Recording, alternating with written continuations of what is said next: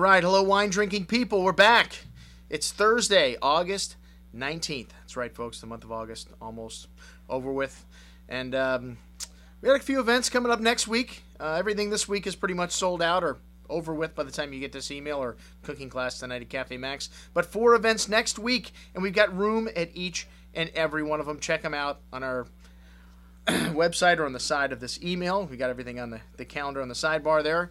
And what did I have to drink yesterday? Well, yesterday was a pretty good day in the store in terms of number of suppliers. Unfortunately, we are here for quality, not quantity. So I don't know what you suppliers haven't heard, but $10 wines are not our thing here at the Wine Watch.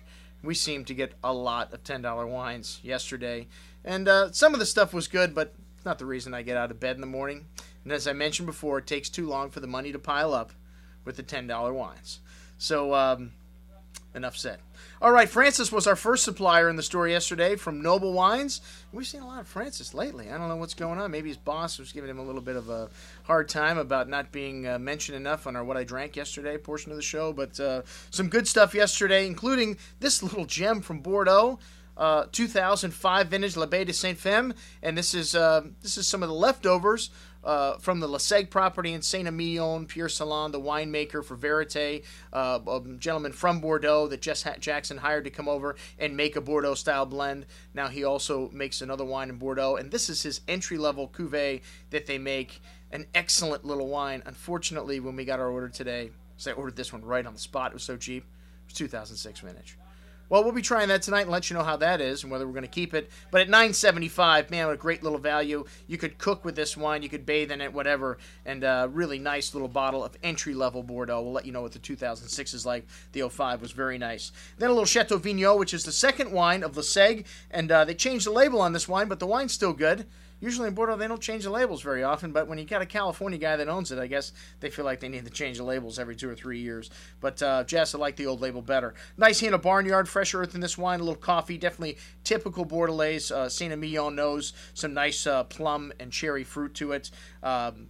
Pretty simple on the finish, pretty light, 2006 a vintage that showing good right out of the gate here. And then the Ed Mead's Pearly Zinfandel. Check out the email, the subject of our email today for all the Ed Mead's wines. This wine, most excellent. I don't say that about a lot of Zinfandels. And then the next supplier we had in the store, Delicato Family Vineyards, Gnarly Vines. They make a few good wines, but again, not the reason I get out of bed in the morning. Most of this stuff was $10 or less, or much less retail.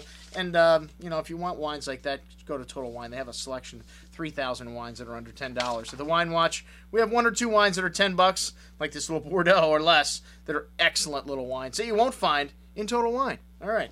Okay, enough said.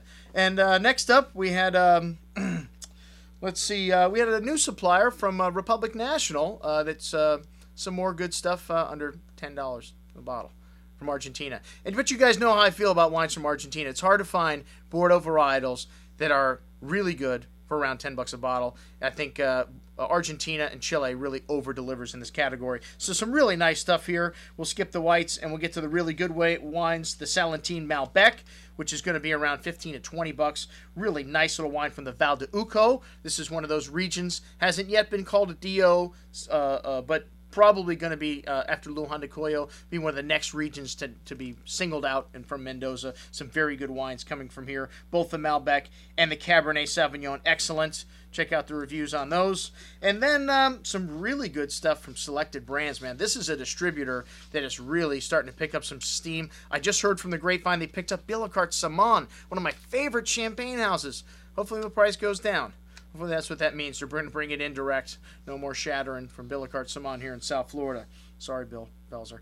Okay, some Hanzell wineries, wines. Man, the Chardonnay 07, outstanding. One of the best Chardonnays that I've had this year. Lovely ripe peach and tropical fruit. Excellent concentration. Lightly toasted oak spice. A little bit of cinnamon. A little bit of butter toast in there. Wonderful concentration and complexity on the palate. A definite strong minerality to this wine. You can tell these people are farming for flavors here, not for quantity. So, well, anyone that knows California Chardonnay knows Hanzell, one of the top producers of Chardonnay. And Pinot, the Pinot 06, outstanding, great. I may have liked the Chardonnay just a little better in terms of overall, but lovely raspberry Jolly Rancher candy fruit, light notes of smoke and bacon fat, potpourri of flowers and spice.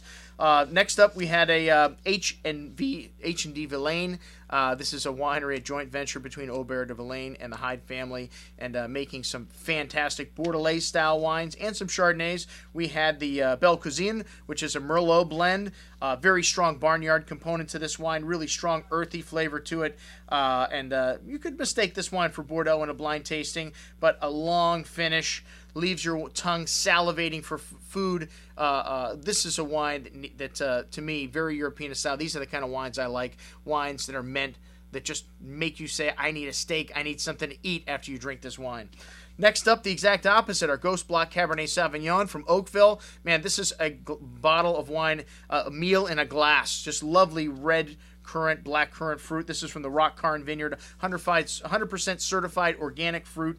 Thick bouquet with this wine, toasty oak, like I said, immediate gratification, California style. This wine has been a big hit, the GhostBlock Cabernet, made at the Napa Wine Company.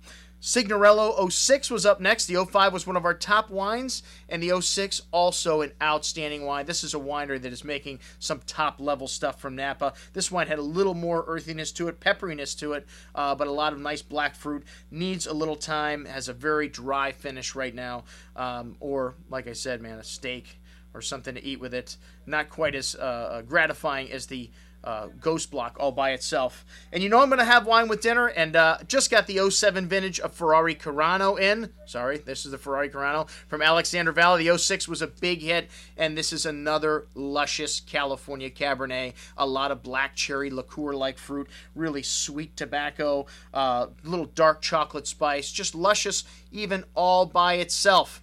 But we did have a little meat with that, kind of a mixed grill Tony prepared last night with a little pasta, just kind of clear out the refrigerator kind of night. Check it out on today's email. That's what I had to drink yesterday. I'm your host, Andrew Lampasone, signing off for the Wine Watch, saying remember, always drink the good stuff first.